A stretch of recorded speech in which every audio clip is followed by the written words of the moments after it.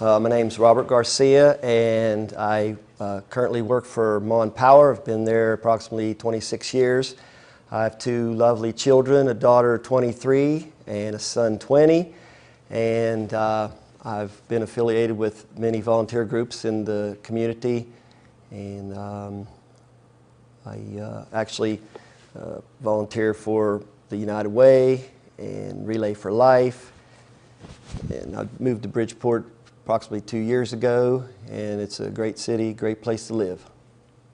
All right, so we're going to get to our first actual question right now. Bridgeport is a rapidly developing place.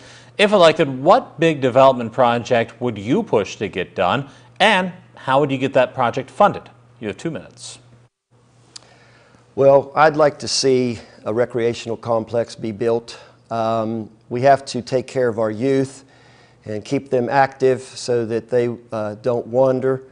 And there are some funds out there from private sector. There's some matching funds for grants, and hopefully the community would get together and be able to collaborate and get everyone on board so that this could happen.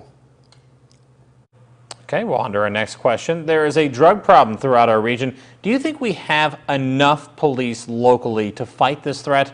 Also, what about funding? If not, what do you think needs to be done to fix this? You have 2 minutes.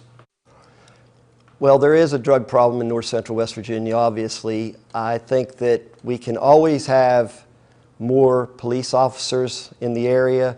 I think that we could get some funding. There are some grant monies out there, and also we need to keep up on the current technologies that are available so that our officers are well equipped and trained, and to hopefully combat the problem before it gets any worse. There again, I think that we need to look at the budget, that's Bridgeport's budget, and see if there's any extra monies in there from the general fund possibly to help out the public safety. We're on to our next question now. Bridgeport is leading the way when it comes to the home rule program for quite a while now.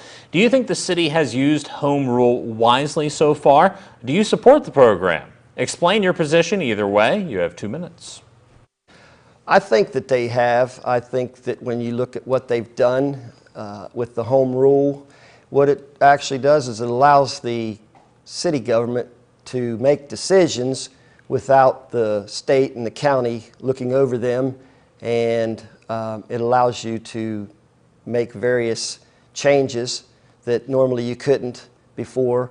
I think that the city has made some good decisions with it, and I'm anxious to see where we go from here. All right, moving on to our last question. Our small businesses are just so important to our local communities. As Bridgeport continues to grow and attract national chains to areas like Charles Point and White Oaks, what would you do as an elected official to ensure our small business owners can compete and thrive in this environment? You have 2 minutes. Well, I believe that the budget, it grows every year, and we are getting tax monies in pretty regularly.